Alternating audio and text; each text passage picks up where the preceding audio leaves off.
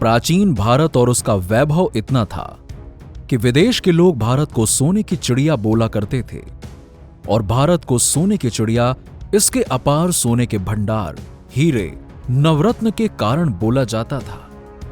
जहां विदेश के लोग भारत के वैभव को एक टपकती हुई लालसा से देखा करते थे, वो इस समृद्ध देश से जला करते थे, अरमान करते थे कि इतना समृद्ध उनका देश भी हो सके।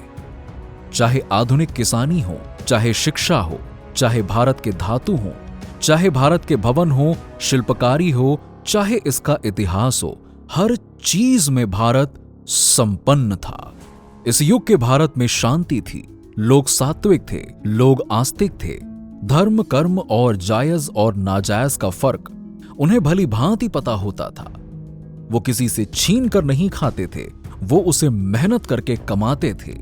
उसके लिए वो परिश्रम, तपस्या, त्याग, निष्ठा से हर एक कार्य करते थे। वो अपने इतिहास से समझते थे। वो बड़े बड़े आलीशान मंदिर और धार्मिक अनुष्ठान बड़े बड़े जश्न से मनाते थे। अपने पूर्वजों की विरासत और परंपरा को सहेज कर रखते थे। और दूसरी तरफ भारत के उस पार दूर दूर सिर्फ बंजर रेतीली गर्म मिट्टी और बेस्वाद सा मौसम था, जहां न हरियाली थी, जहां न कोई सभ्यता थी। बस था क्या? शिकार किए हुए जानवरों के पास मक्खियां, और वो पूरे देश में मक्खियां भिनभिनाते हुए नजर आती थी। उस पार भारत के सिर्फ दरिद्रता, हवस, नफरत, कुंठा और बेराग था, जो आपस में लड़ा करते थे जानवरों और स्त्री के गोश्त के लिए, जहां खुशहाली थी ही नहीं। वो भारत के उस पार पूरा जहां एक मरगठिया सा मालूम पड़ता था, उसी मरगठिया में एक पलटा हुआ वहशी जानवर था, जिसका नाम मोहम्मद गजनवी था, जिसका आधार और जिसकी बनावट उसके देश में सिर्फ भारत के वैभव की लालसा से हुई थी। वो भारत के वैभव को टपकती हुई नजरों से देखते हुए बड़ा हुआ था, जहां उसके लोगों ने उसे सिर्फ यही बताया था कि भारत की समृद्धि को चुराकर तुम इस्लाम और इस देश और सबसे ज्यादा अपनी वहसी भूख को शांत कर सकते हो।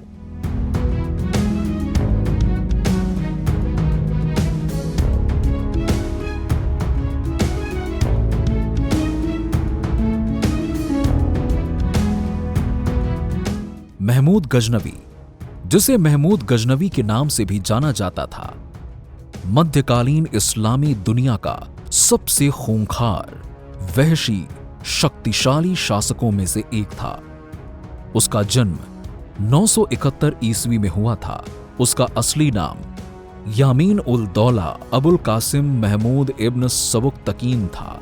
महमूद गजनवी यमीनी वंश के तुर्क सरदार गजनी के शासक सुबुक्तगीन का पुत्र था।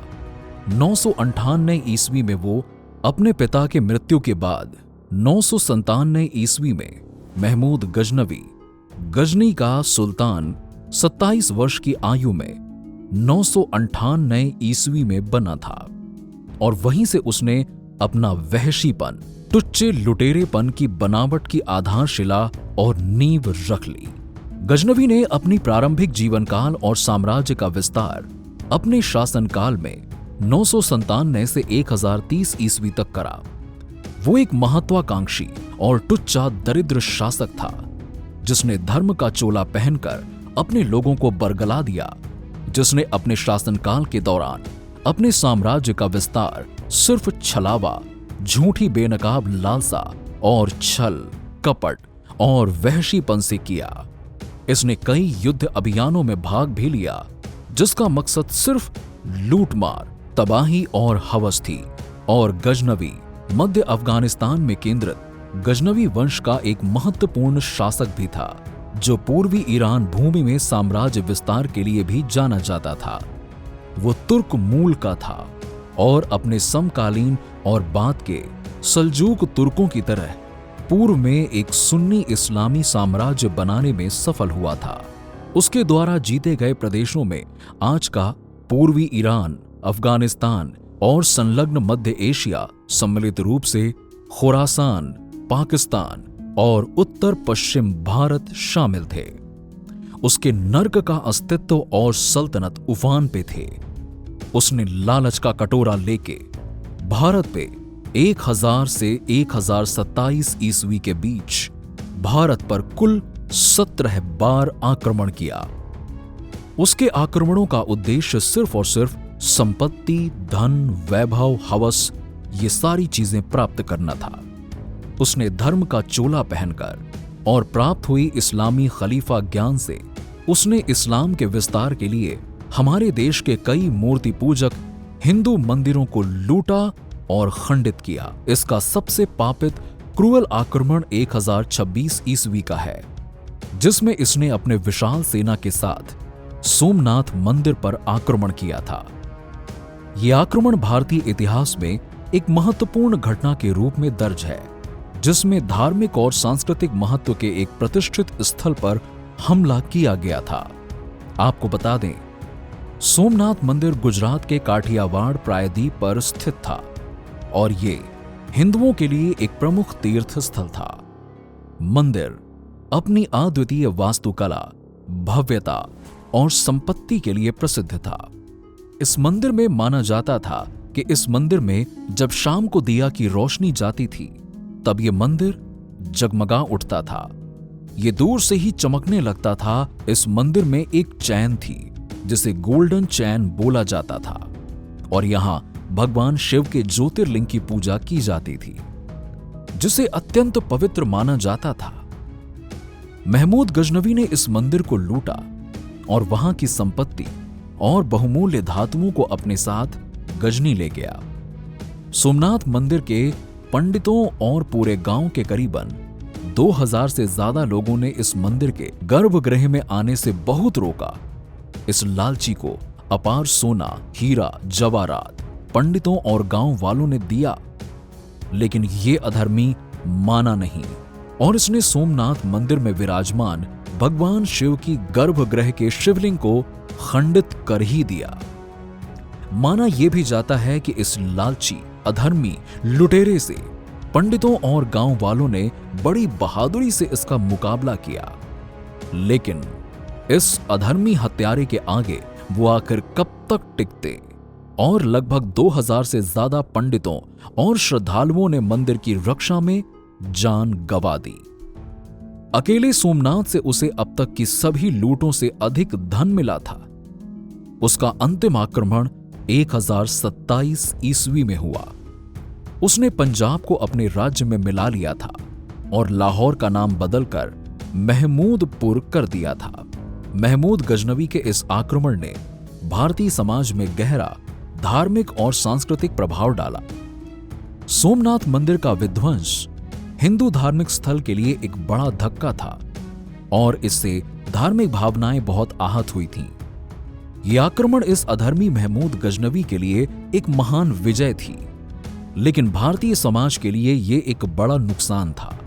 इसके अन्य जघन्य क्रूएल आक्रमण सोमनाथ के अलावा मुल्तान था, कन्नौज था। कन्नौज के शासक राजा जयपाल को हराकर इसने वहां की भी संपत्ति और धन को भी अपने कब्जे में ले लिया था और थानेसर के मंदिर को भी इसने लूटा और अपने साथ सारा का सारा माल गजनी ले गया। इसने भारत को खुलेआम बेआबरू किया। इसने अपार लूटपाट के साथ इसने इस्लाम को बहुत जबरदस्ती तरीके से भारत पे थोपने की कोशिश की। इसने भारतीय हिंदुओं की पवित्र मूर्तियां और स्थल को तबाह किया, उनका अपमान किया, उनको उजाड़कर इसने अपनी संरक्षणा की कोशिश की। इसके साथ में आई हुई जानवरों सी अव्यवस्थित सेना जो किसी की भी लाज शर्म को बेआबरू करना जानती थी, जिनके पास कोई संस्कार, शिक्षा नहीं थे, जिसके पास सिर्फ हवस और लालच थी। इन लुटेरे शासकों से भारत पीड़ित रहा। इसका मुख्य कारण और वजह भारतवासी भी रहे।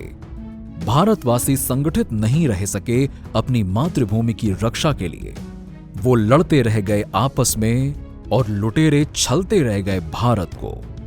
और महमूद गजनवी भारत में इसलिए भी आक्रमण कर सका क्योंकि इसके पास बहुत सी सेना थी जो अधर्मी थी, जिनके पास कोई सहूर नहीं था सही और गलत का, और युद्ध नियम इनके लिए कुछ मायने नहीं रखते थे और इसने अपनी सेना को बहुत ही संगठित और मजबूत बनाया था। और वहीं भारत में संगठन, एकजुटता की बहुत कमी थी और यही गजनवी का भारत में आक्रमण का कारण था और उसकी सेना में तुर्क, अफगान और अन्य मध्य एशियाई योद्धाओं का समावेश था। इसके शासनकाल में किताब उल हिंद नामक प्रसिद्ध ग्रंथ भी लिखा गया था, जिसमें भारतीय समाज, संस्कृति और विज्ञान का विस्तृत वर्णन है। महमूद गजनवी के आक्रमणों का प्रभाव भारतीय उपमहाद्वीप पर लंबे समय तक रहा। इसके आक्रमणों ने इस्लामिक साम्राज्य की नींव को मजबूत किया और इस्लामी संस्कृति और परंपराओं को भारतीय समाज में प्रवेश किया। इस गजनवी के प्रभाव आज भी इतिहासकारों और विद्वानों के बीच अध्ययन का विषय बने हुए हैं।